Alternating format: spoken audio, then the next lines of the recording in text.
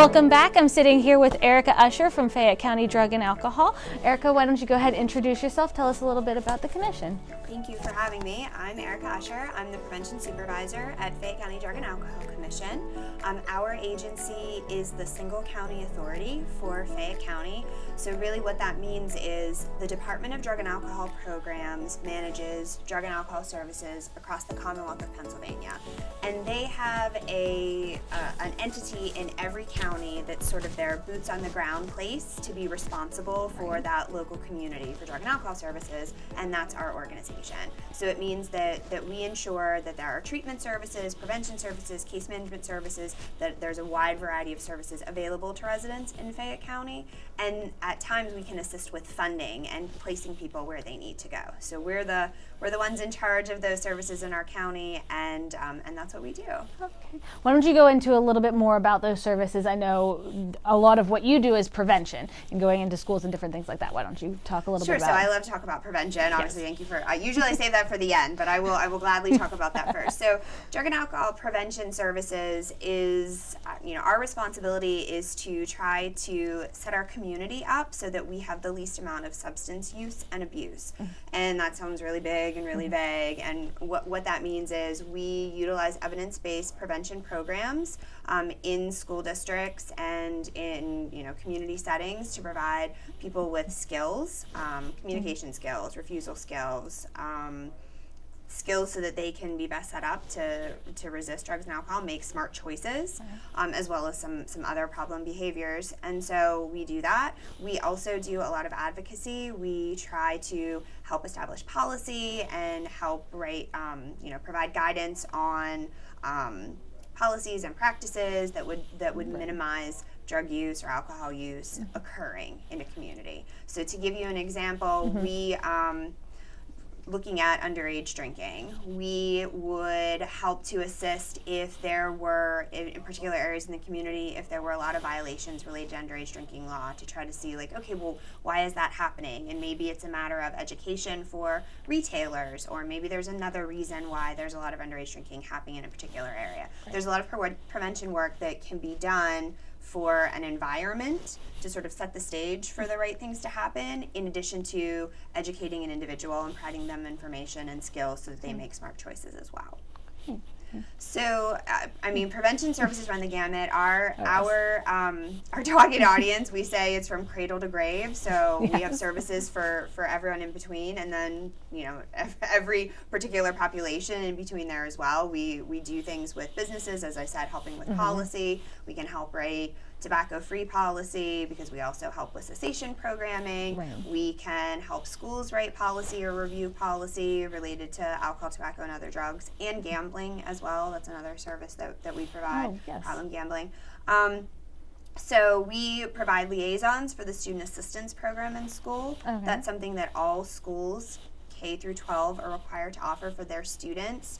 There's a team in every building that is really looking to help support kids where they're at in that school for them to be successful. And then we as liaisons, we help if there's a concern related to mental health or drug and alcohol issues. So we have a role there too. So we work with everyone. We have the biggest bucket, is what I like to say. So many services that we provide. But our office as a whole, many people are familiar with us in the treatment services that we offer.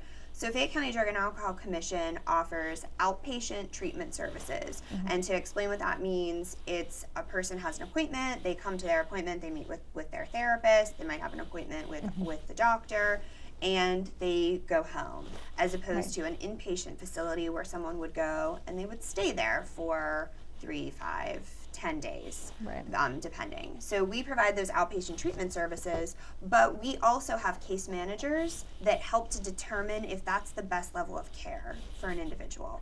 So someone might say, I need drug and alcohol treatment, I need help, and we want them to say that.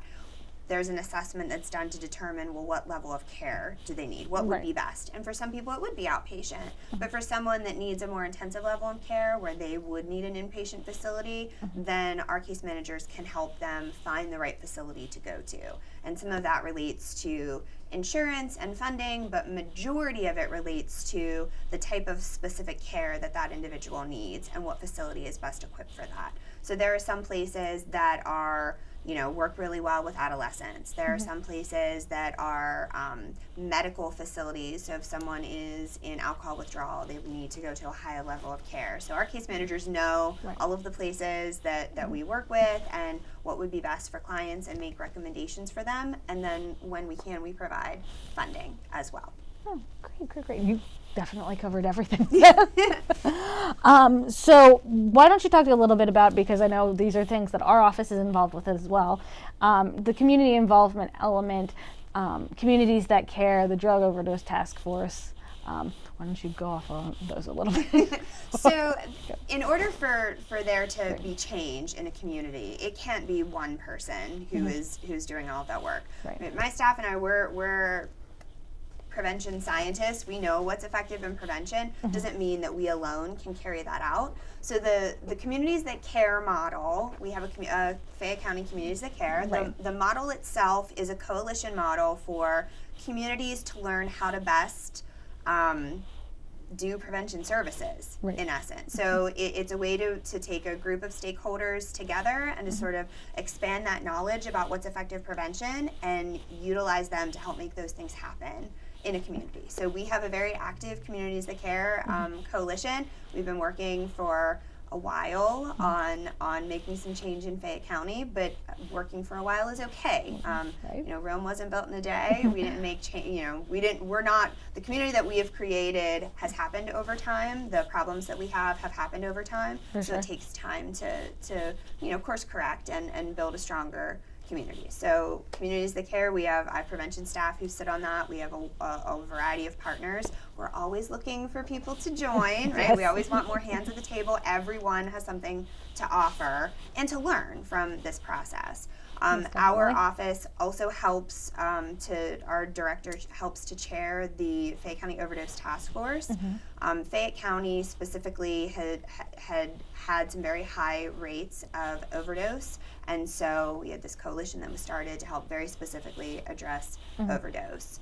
And when we talk about overdose prevention, that's a little bit more than the prevention that I'm talking about. Prevention, I'm talking about early on prevention, where we're educating people for them to make smart choices and for our community to sort of help those choices that we want them to make grow. When we're talking about overdose prevention, we're talking very specifically about how do we save someone's life in the instance of overdose, and then how do we connect them with treatment? Because if someone is saved, it doesn't mean that they are well. And so it's about making sure that people understand about naloxone, which is Narcan, and how to utilize that as a part of basic first aid and to keep someone breathing so that they can get more advanced medical attention.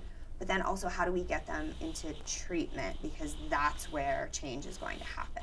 So we have, and our director and myself and some of my staff, we're involved in a lot of other coalitions and task forces and work groups in our county because drug and alcohol sort of is connected to so many things. So we're always happy to be hands at the table to help and to make change and to learn from our partners, just like we're asking them to assist us. For sure. Well, great. We do know that you're definitely very heavily community involved.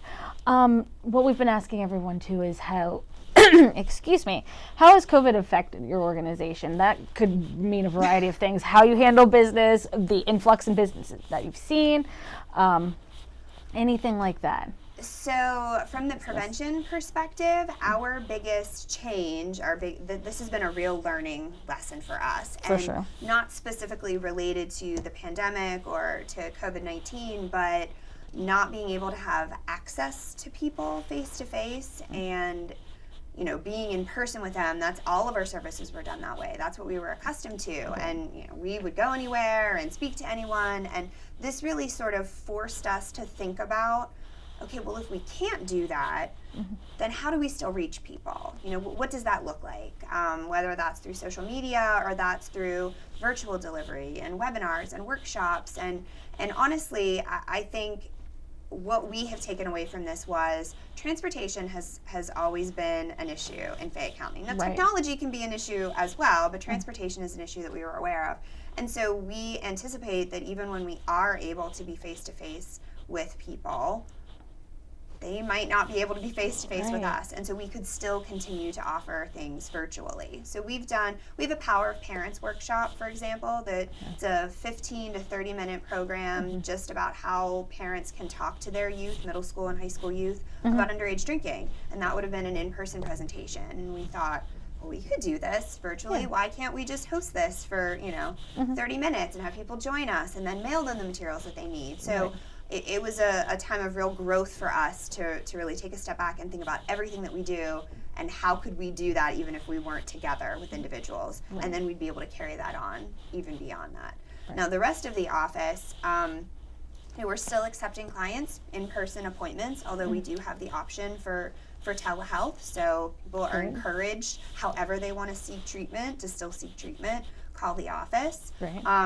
We've had some staff that have been able to work remotely, or again, like with that access, because transportation was such a problem before. So we have carried on. We needed to change some things to ensure staff safety and ensure that people were wearing masks and hand sanitizer was available. Being a little more diligent about everyone being safe, but services are still available. Now, I don't know that I'd be able to say if our services have necessarily maintained or if they've sort of decreased. There's still a need for drug and alcohol services, just as that there's a need for mental health services. But as we change, we also have to make sure that people know about those changes, right? So if someone was accustomed to, well, I'm going to have to go there, and now I can't, and so they don't call, we have to make sure that people understand how we have adapted to meet their needs so that we can still serve them. Right. Well, great. Is there anything else you wanted to add? Anything else about the services?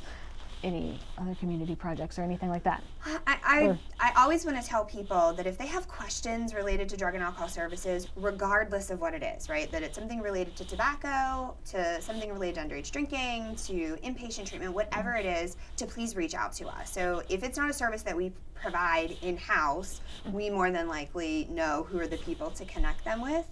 And a lot of times people don't the drug and alcohol industry can be a little bit complicated to navigate. I would never want to tell someone, well, call the number on the back of your insurance card and you'll figure out treatment services that way. I always feel it's better to have somebody who understands and can walk you through that process. Absolutely. And so we encourage people to call our office, whether we can answer a question or help you get into treatment or help you connected with a rehab facility, or you're looking for a presentation for a scouting group that we can deliver for you now virtually. We can do that. So it's sort of like, if it's drug and alcohol related, call us and we'll help you as best we can. Great. And how would someone get in touch with you? So the agency phone number is 724-438-3576. That phone answers 24 hours a day. If our office is closed, the answering service will answer and direct the call where it needs to go. Someone could also access our website. It's www.fcdaa.org. We're actually in the process of doing some revamping to that. So I always encourage people to call. I like that immediate response, and that would be the best way to reach us. Great. Well, thank you so much for being here today. Thank you.